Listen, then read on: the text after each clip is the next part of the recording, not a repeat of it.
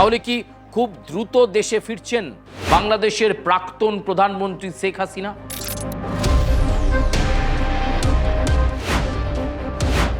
শেখ হাসিনা ফিরলেই কি আবার বাংলাদেশ উত্তাল?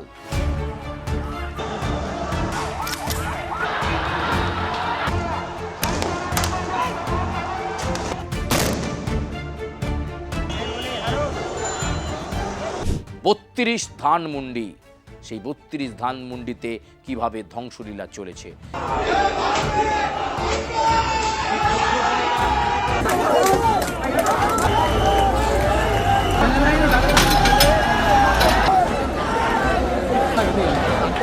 কিভাবে বঙ্গবন্ধু মুজিবুর রহমানের মূর্তিকে ধ্বংস করে দেয়া হয়েছে।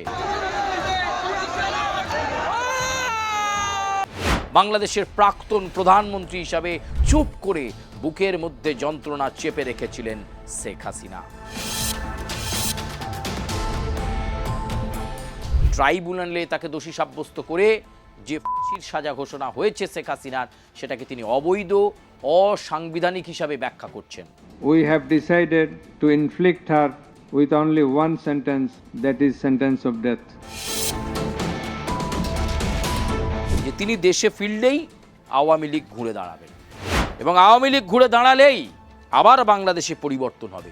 তাহলে কি তারেক রহমানের সরকার বা বিএনপির নেতৃত্বাধীন সরকার কি বিদায় নেবে?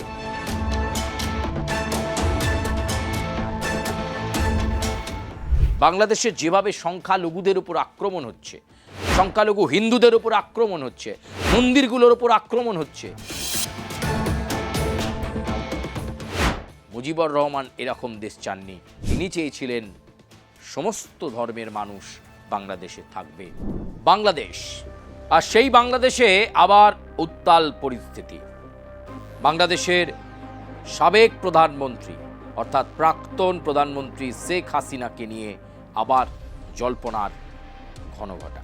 একটা সময় মাত্র কয়েক ঘন্টার নোটিশে কাঁদতে কাঁদতে দেশ ছেড়েছিলেন শেখ হাসিনা। তারপর বাংলাদেশের রাজনীতির নদী দিয়ে বয়ে গেছে অনেক জল। নির্বাচন হয়েছে, নির্বাচনের মাধ্যমে বাংলাদেশের মানুষ স্থায়ী সরকারকে বেছে নিয়েছেন। বাংলাদেশের বর্তমান প্রধানমন্ত্রী হয়েছেন তারেক রহমান, খালেদা জিয়ার পুত্র তারেক রহমান দেশ চালাচ্ছেন। আর্থসামাজিকভাবে বাংলাদেশকে কিভাবে সমৃদ্ধ করা যায়, কিভাবে বাংলাদেশকে দাঁড় করানো যায়, কিভাবে বাংলাদেশকে তার যে ঐতিহ্য সেটা ফিরিয়ে দেওয়া যায়, সেই পরিস্থিতি যখন চলছে, একটু একটু করে বিভিন্ন জায়গায় যাচ্ছেন তারেক রহমান। সম্প্রতি চীন সফর করে এসেছেন তিনি। অনেকগুলো পরিকল্পনা তার মাথায় রয়েছে। এমন এক পরিস্থিতির মধ্যেই এবার শেখ হাসিনার দেওয়া একটি এক্সক্লুসিভ সাক্ষাৎকার আর সেখানে করা কয়েকটি মন্তব্যই এখন নতুন জল্পনার ইন্ধন জুগিয়ে দিয়েছে। তাহলে কি খুব দ্রুত দেশে ফিরছেন বাংলাদেশের প্রাক্তন প্রধানমন্ত্রী শেখ হাসিনা? শেখ হাসিনা ফিরলেই কি আবার বাংলাদেশ উত্তাল? নতুন করে কি অক্সিজেন পাবে আওয়ামী লীগ, যে আওয়ামী লীগ বিগত কয়েক বছরে এতটুকু মাথা তুলে দাঁড়াতে পারেনি? এমনকি কয়েকদিন আগে দলের প্রতিষ্ঠা দিবসকে সামনে রেখে রাজপথে কর্মসূচি করার কথা ছিল, কিন্তু বাংলাদেশের সেনা তৎপর ছিল, ৬টি জেলাতে সেনা নামানো হয়েছিল। এমন একটা পরিস্থিতির মধ্যে আবার এই শেখ হাসিনার নতুন করে মন্তব্য, সেই মন্তব্য জল্পনা বাড়িয়ে দিয়েছে। তাহলে কি এবার ভারত ছেড়ে ফাইনালি নিজের দেশ বাংলাদেশে ফিরছেন শেখ হাসিনা? ফিরলে কি তাকে আবার কোনো কঠিন পরিস্থিতি, কোনো কঠিন মুহূর্তের সম্মুখীন হতে হবে? এই প্রশ্নগুলো ঘোরাফেরা করছে বাংলাদেশের আকাশে বাতাসে, এই প্রশ্ন ঘোরাফেরা করছে বাংলাদেশের আবহাওয়াতে, চায়ের ঠেকের আড্ডায়। শেখ হাসিনা কি তাহলে ফিরছেন এই বছরই? এই বছরই কি দেশে প্রত্যাবর্তন ঘটে যাবে শেখ হাসিনার? তারপর কি হতে চলেছে? এমন একটা পরিস্থিতি এই মুহূর্তে গোটা বাংলাদেশ জুড়ে তৈরি হয়েছে। চলুন আজকের এই গোটা বিশেষ প্রতিবেদনটা আপনারা নজর রাখবেন, অবশ্যই কমেন্ট করবেন, লাইক করবেন এবং সাবস্ক্রাইব করতে যেন ভুলে যাবেন না।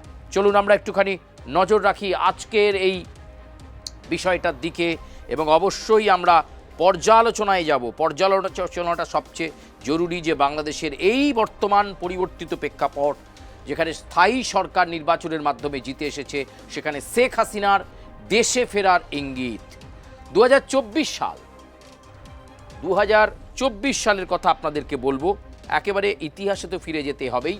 2024 সালের 5ই আগস্ট ছাত্র জনতার অভ্যুত্থানের মুখে বাংলাদেশ ছেড়ে ভারতে আশ্রয় নেন ক্ষমতাচ্যুত শেখ হাসিনা। 2025 সালে মানবতা বিরোধী অপরাধের মামলায় আন্তর্জাতিক অপরাধ ট্রাইব্যুনালে মৃত্যুদণ্ড হয় শেখ হাসিনার। বিভিন্ন মেয়াদে সাজা হয়েছে দুর্নীতির একাধিক মামলাতে। বারবার দেশে ফিরতে চেয়েছেন মুজিব কন্যা। প্রায় 2 বছর পর এবার সরাসরি ভারতীয় বা ভারতের সংবাদ মাধ্যমে বাংলাদেশে ফেরার কথা বলে বাংলাদেশের জাতীয় রাজনীতিতে ঝড় তুলে দিলেন শেখ হাসিনা।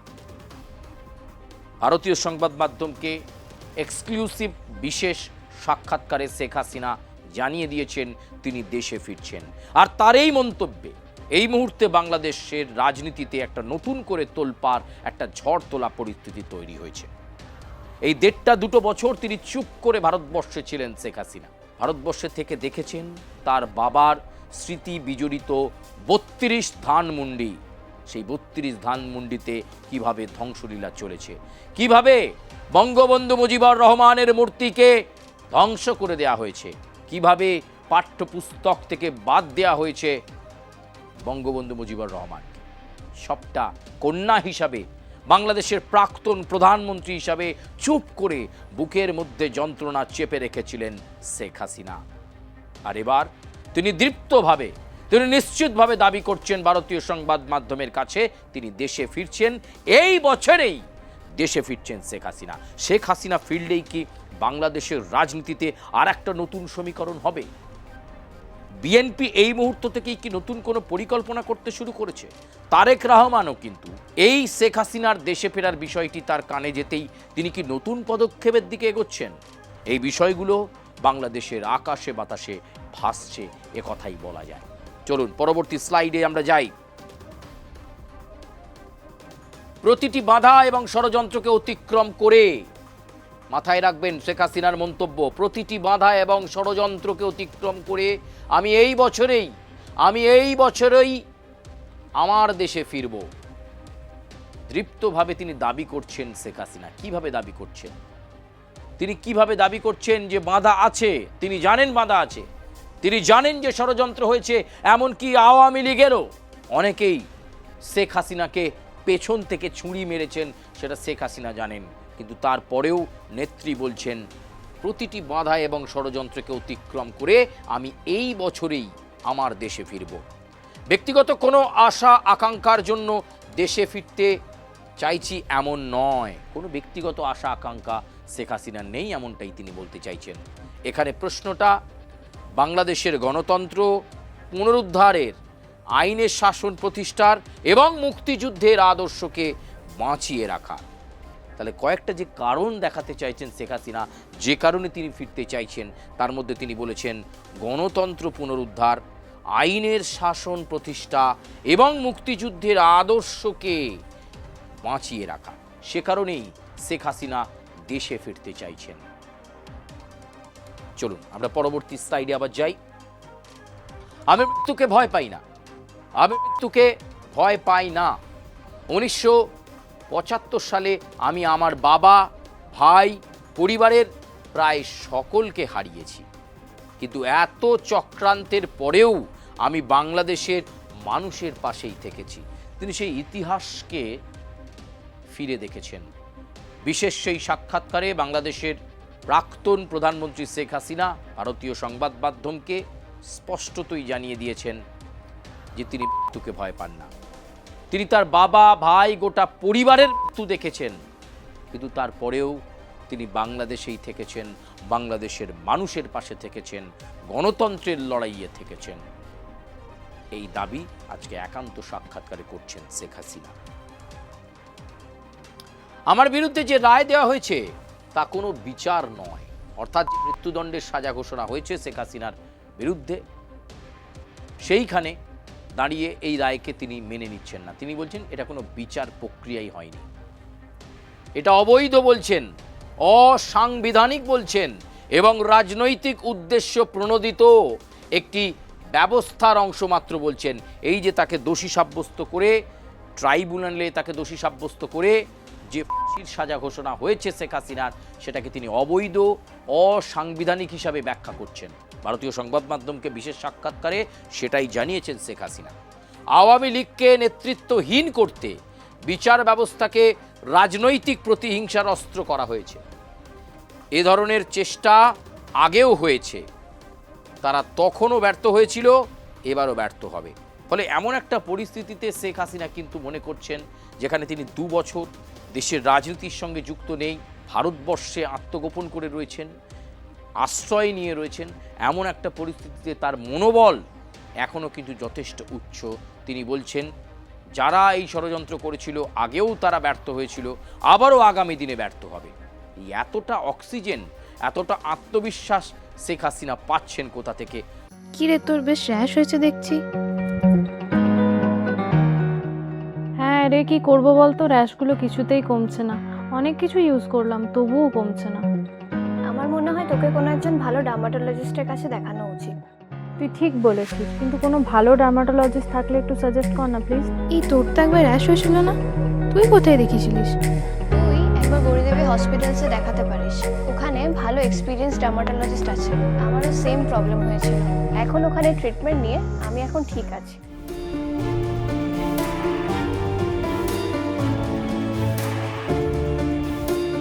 গৌরী দেবী হসপিটাল, রাজবাঁধ, দুর্গাপুর।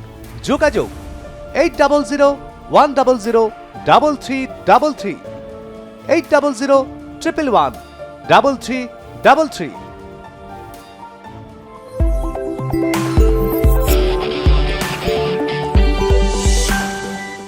ভারতীয় সংবাদ মাধ্যমকে দেওয়া ইন্টারভিউতে একান্ত সাক্ষাৎকারে এ কথা বারবার দাবি করছেন বাংলাদেশের প্রাক্তন প্রধানমন্ত্রী শেখ হাসিনা।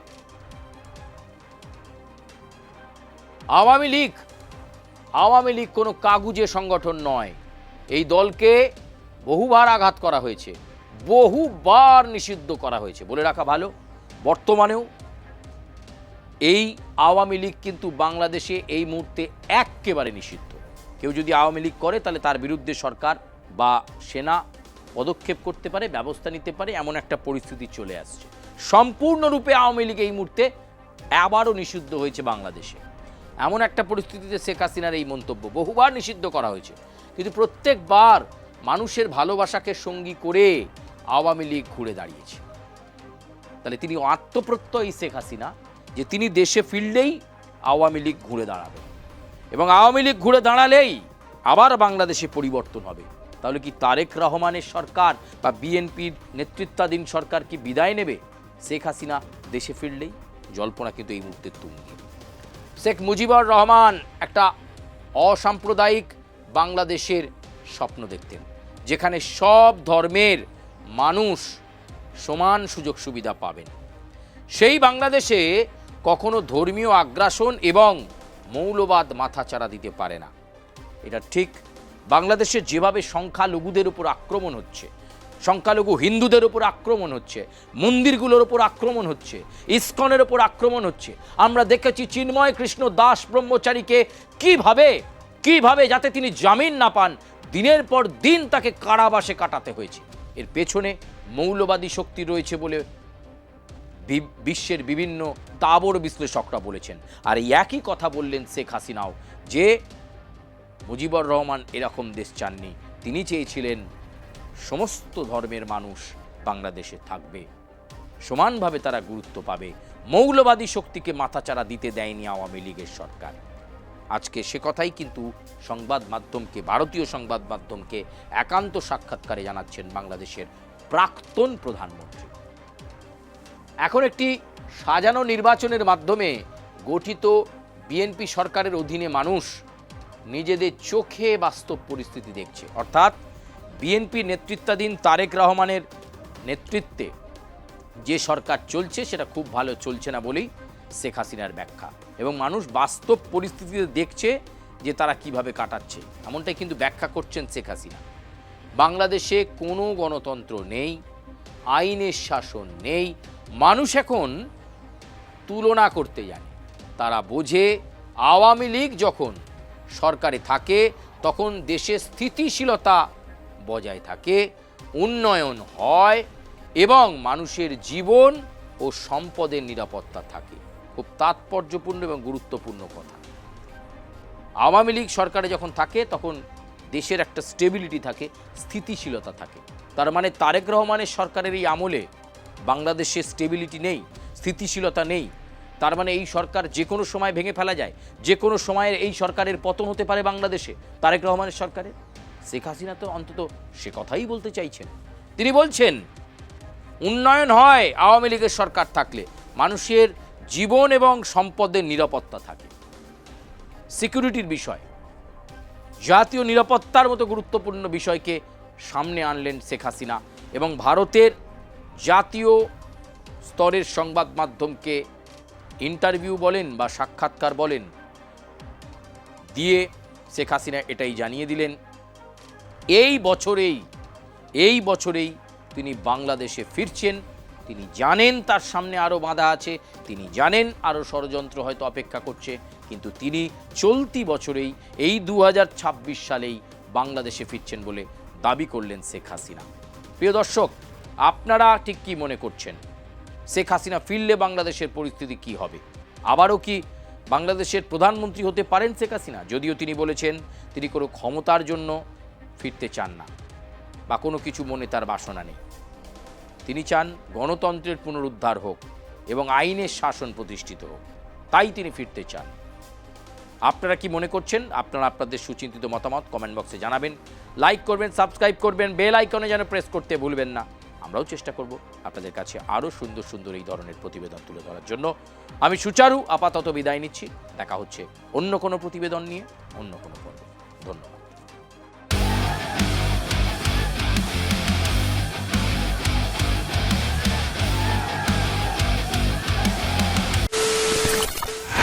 খবরের নামে প্রতিদিন সন্ধে আপনার ড্রয়িং রুমে কি শুধুই চিৎকার চেঁচামেচি খেয়ে আসে?